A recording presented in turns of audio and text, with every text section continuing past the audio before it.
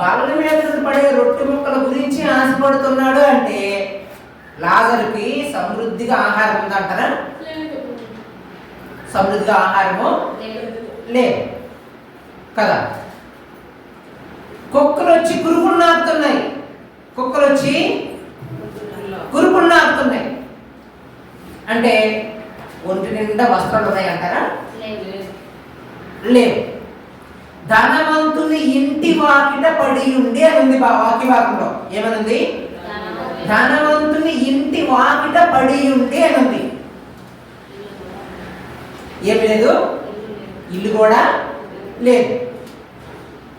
భూమి మీద ఇల్లు లేదు, వస్త్రాలు లేవు, తినడానికి తిండి లేదు. చనిపోయిన తర్వాత మాత్రము అబ్రహాము రొమ్మున ఆనుకున్నటకు కొనుక్కోబడిన ఉంది. కానీ లాజరు అటువంటి పరిస్థితిలో కూడా తన విశ్వాసాన్ని కాపాడుకున్నాడు కాబట్టి పరదేశుకి చేరుకోగలిగాడు. మనకు పరిస్థితులు అనుకూలంగా ఉన్నప్పటికీ కూడా విశ్వాసాన్ని మాత్రం కొనసాగించే పరిస్థితి మన జీవితాల్లో లేదు. దేవుడు ఇస్తే ఒకలాగా, దేవుడు ఇవ్వకపోతే మరొకలాగా. అనుకున్నది జరిగితే దేవుడు నన్ను చూస్తున్నాడు, అనుకున్నది జరగకపోతే